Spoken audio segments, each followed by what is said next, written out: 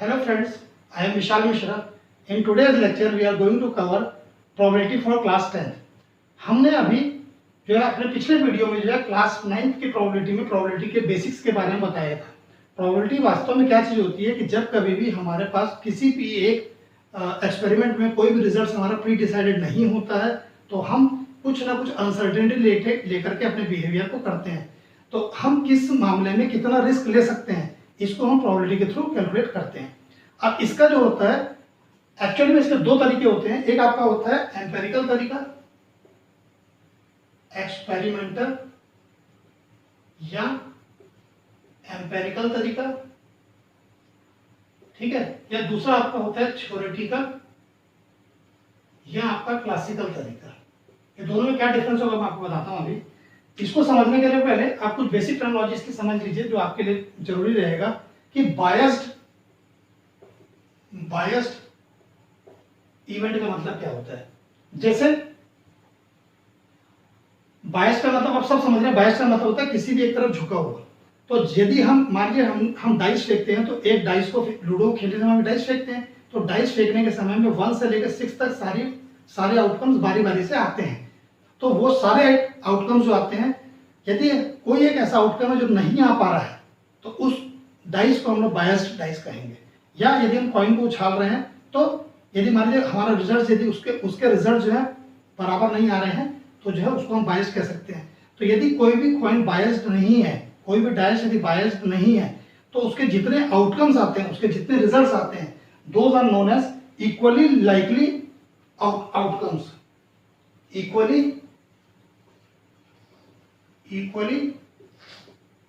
Likely outcomes. जैसे एक dice को फेंकने पर हमारे आउटकम्स क्या क्या आ सकते हैं.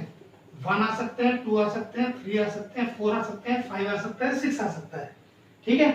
अब यदि आप लोगों ने यदि शोले पिक्चर देखी हो तो आपको याद होगा कि उसमें जब कभी भी कॉइन उछालता था तो हेड ही आता था क्योंकि वो कॉइन जो था बायस्ड था. उसमें जो है रिजल्ट्स प्री डिसाइडेड था, उसमें रिजल्ट्स में बराबरी कहीं पर भी नहीं थी. लेकिन जब कभी भी हमको प्रोबेबिलिटी का कैलकुलेशन करना है तो हमारा जो भी एक्सपेरिमेंट होना चाहिए वो अनबायस्ड होना चाहिए, तब हम लोग सही कैलकुलेशन पे जा सकते हैं.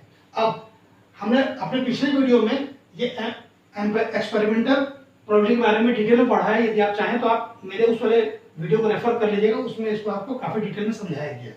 तो उसमें क्या है कि जब हमें कोई प्रोबेबिलिटी निकालनी है तो हम क्या करते हैं, नंबर ऑफ ट्रायल्स करते हैं. उसमें जितने हमारे फेवर के ट्रायल्स होते हैं तो favourable trials upon total number of trials जो होता है वो हमारा जो होता है प्रोबेबिलिटी होता है.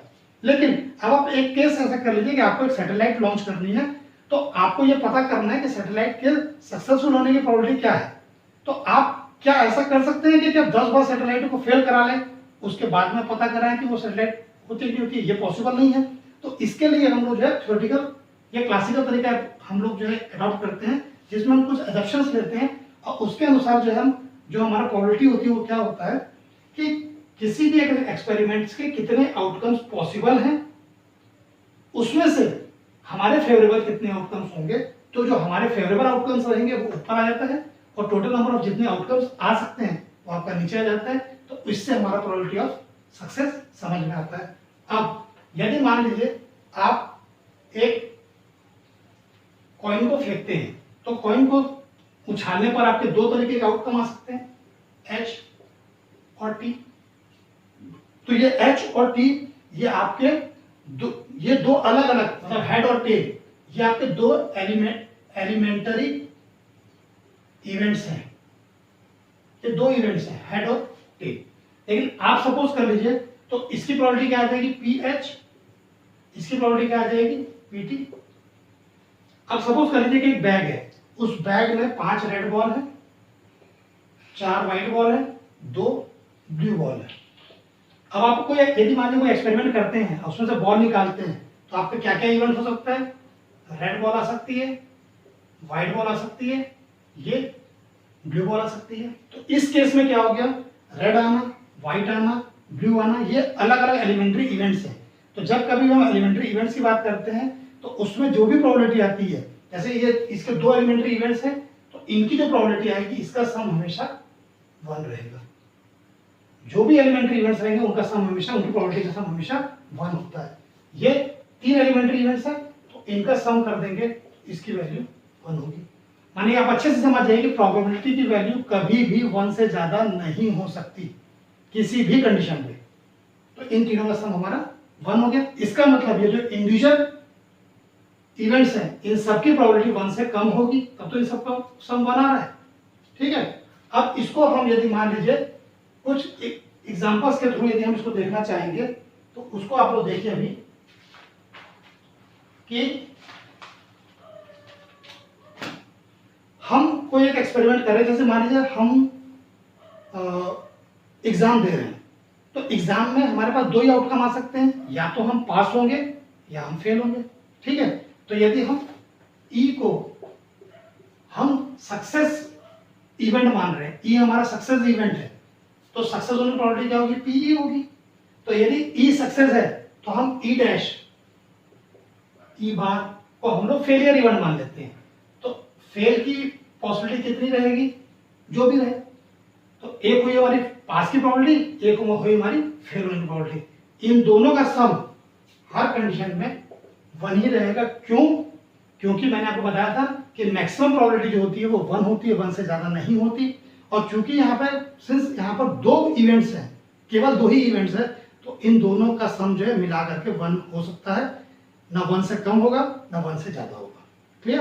अब एक चीज यहाँ और समझने की बात होती है, एक होता है श्योर इवेंट और एक होता है इम्पॉसिबल इवेंट।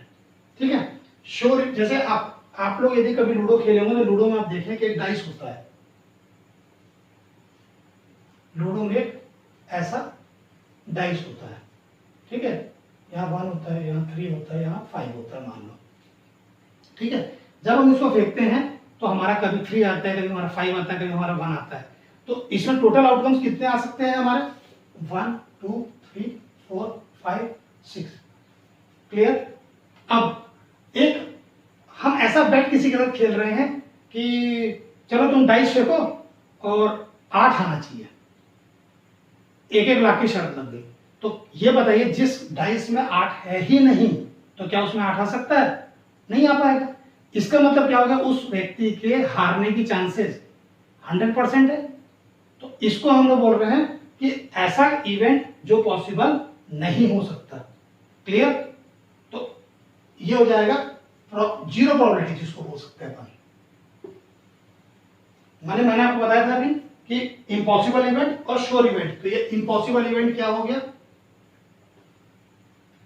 प्रोबेबिलिटी ऑफ 8, ये हो गया आपका इम्पॉसिबल इवेंट। और जो इवेंट इम्पॉसिबल है, जो पॉसिबल ही नहीं हो सकता, तो उसकी प्रोबेबिलिटी क्या हो जाएगी, 0। अब एक दूसरा केस देखते हैं कि हम मान लेते हैं कि इवेंट हमारा क्या है, इवेंट ई हमारा क्या है कि लेस देन 7, हमारा रिजल्ट 7 से कम आना चाहिए। माने 7 नहीं, 7 से कम आना चाहिए। तो इवेंट हमारा रिजल्ट क्या क्या आ सकता है, 7 से कम में 6 भी आ सकता है, आ गया। 5 आ सकता है, ये भी आ गया। 4 आ सकता है, ये भी आ गया। 3 आ सकता है, 3 भी आ गया। 2 आ सकता है, 2 भी आ गया। 1 आ सकता है, 1 भी आ गया। इसका मतलब हम कंफर्म है कि जब हम डाइस फेंकेंगे तो आज हम पक्का जीतेंगे। क्यों? क्योंकि जो शर्त लगी है वो ये लगी कि 7 से कम आना चाहिए, 7 से कम आना चाहिए, और कुछ भी फेंको तो 7 से कम आएगा ही आएगा। तो इसको बोलते हैं श्योर इवेंट। क्या बोलते हैं?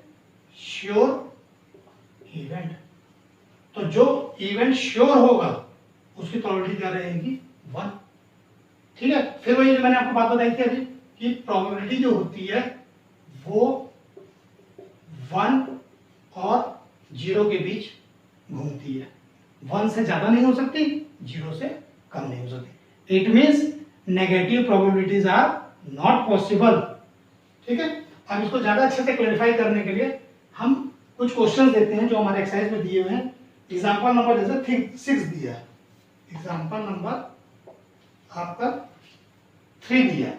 इसमें यह बोला गया है कि एक डाइस को फेंका गया, ठीक है, और 2 अलग अलग इवेंट बताया गया। एक इवेंट आपका बोला गया है probability of getting greater than 4, probability of ये इवेंट जो है ग्रेटर देन 4, और दूसरा आपको क्या केस बोल रहा है, इवन मान लीजिए इवन कोई है, दूसरा इवेंट है, उसमें क्या बोल रहा है कि probability of getting less than और इक्वल टू 4, लेस देन और इक्वल टू 4, हमें इन दोनों केस को निकालना है। ठीक है, बहुत मुश्किल सवाल नहीं है, आपको सिर्फ कंसेप्ट अपना क्लियर करने की जरूरत है। इसको आप कंसेप्ट को यदि आप यहाँ पे थोड़ा सा अप्लाई करेंगे तो आपके सवाल बहुत इजी लगेगा। ठीक है, आपके रिजल्ट कौन कौन से आ सकते हैं, 1 2 3 4 5 6, ये 6 रिजल्ट आएंगे ना, इसके अलावा कोई रिजल्ट आ नहीं सकता।